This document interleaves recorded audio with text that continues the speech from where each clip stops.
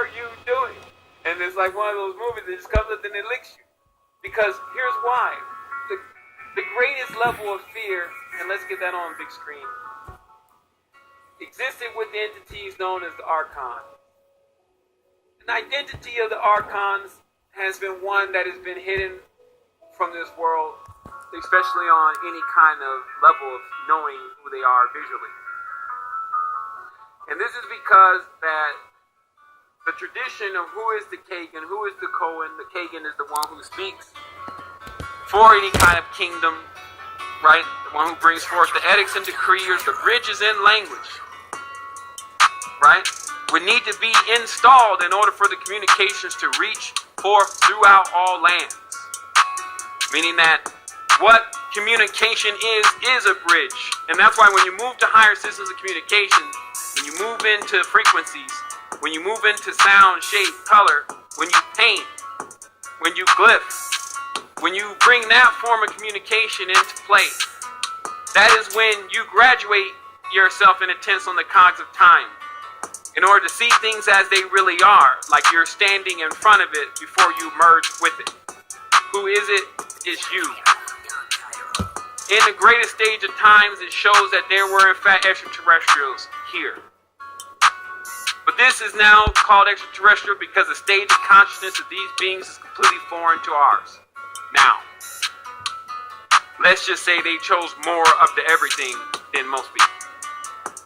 And that the male of that species had in itself a womb for an inception, meaning that it was known that through the ancient times that man had a womb, and that he, she, or whatever you want to term it as, shim or sham, could generate. Okay? And so this is a deeper level of knowledge that's been hidden because it's actually the power. And today we'd be addressing the males, but we could do it with the females next week when we get into the Mighty Pura chakra. Okay? So what you're seeing here is that the king, let me get that in here, Rex, chose to use its chakra, its world, its incubator to bring forth the diabolical one.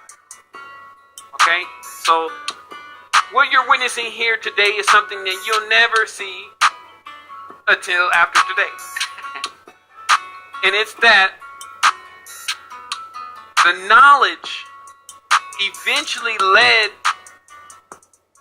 to another stage of being. And even as they say, well, Akhenaten had a larger stomach because he had some kind of genetic disorder. That's not what the ancient annals say. The ancient annals say that Akhenaten, who is a 10, meaning I'm a 10, I am a man and a woman, had a womb. And that these were different type of beings, more advanced type of beings. Okay? We're not necessarily saying more advanced than us, but we're saying sentient. But just remember, once again, that when you go into the Eastern tradition and you keep digging and digging and digging and digging, you'll get that there were other planets functioning and that there was one known as Zervan, who became known later as Saturn, who was also a Time Lord, but not just a Time Lord that just implodes, but had an explosion, meaning had a ship of some type. And that those in the retinue of that ship and the ones in which they were with, etc., did get involved in the planet Earth in its stages of metamorphosis. And that is the truth. And that's why they say Sat is the highest truth. The foundation to physical worlds. Okay? Where this knowledge of the cube, how the knowledge of the cube or the incubator passed into this world. Now think about it. I don't gotta go and show you pictures of Saturn's hexagonal pole, but there are stories that Saturn was once a sun. But here's the last part of the mystery. Okay? This is something that you will indeed never see. because it actually was copied out of a book that my mother gave me, and it was called The Treasures of Russia. I've tried to find this book on the internet, but it just so happens that it was a special edition from Peterhof, and it was sponsored by, I believe, Coca-Cola. And what they did was they went inside of the castles and they took images of things that were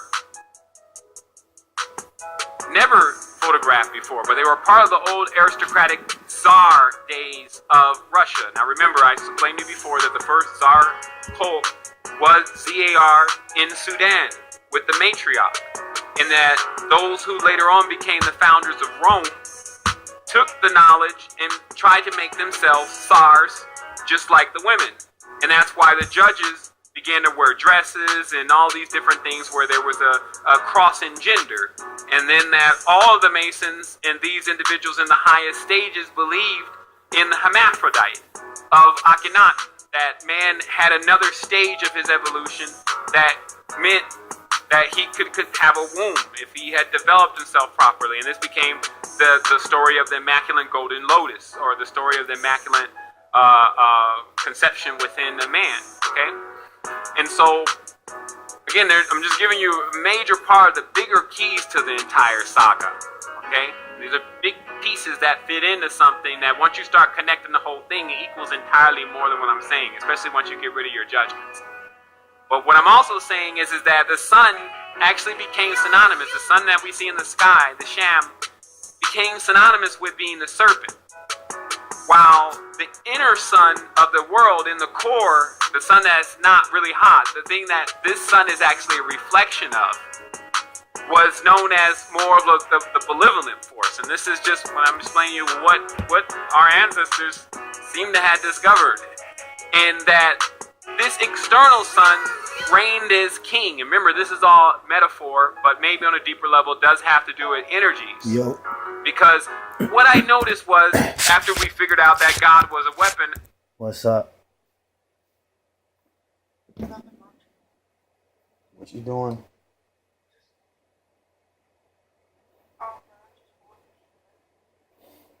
Or you was listening to what I had on or no? A little bit. Yeah. So how's everything with you though? Good? Yeah, I'm doing fine. So, fuck, man, I just been fucking hanging out, you know what I'm saying? Just trying to find just fucking somebody to motherfucking talk to, you know, cause shit be just, man. I mean, life be so fucking, weird sometimes. Stressful. Yeah. I don't even want to say stressful because stressful is, you're right. But I try to, I just try to focus on it being more unstressful. You know what I'm saying? Yeah. Like, even though it's stressful, I want to, I try so hard to focus on, how do I make it so unstressful? That's why you hear me listening to the shit I'm listening to. That's why my username is put it on all social media. Mm-hmm. Because that's how I view life, Mm-hmm. It's my favorite word. So what is your whole word? Distorted what? Just distorted?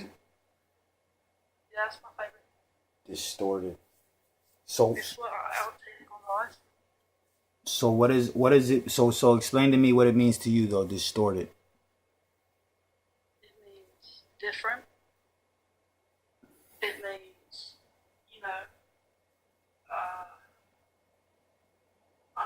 I could put it into a real life example. Alright, that sounds good.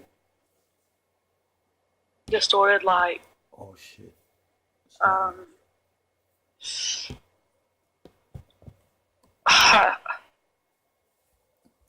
I don't know what I'm trying to say here. I'm saying you say you're I feel gonna like it has good meaning behind it. like so what I got from it when you said different is like says who? Like what kind of different? Good different, bad different. You know what I'm saying? Like, because it all depends on how Well, you... life is both, you know? Exactly. You know, but where do you go to get these kind of conversations from? You know, if you don't have anyone, you go to where? Social media, maybe? Because if you are, well, you're in a lot of trouble. Because there's not a lot of No, help. I was just scrolling through, you know? Yeah. No, I'm talking about I'm just talking in general. I'm not talking to you. I'm saying like for myself. You know what I'm saying? Because whenever I talk to anybody, you know what I'm saying, whether it's you or 300 people, it's funny how it says 50 people right as I say 300 though. You know what I'm saying? Like, you see, that's a coincidence, right? Yeah. That's what I live for. That right there. Isn't that amazing?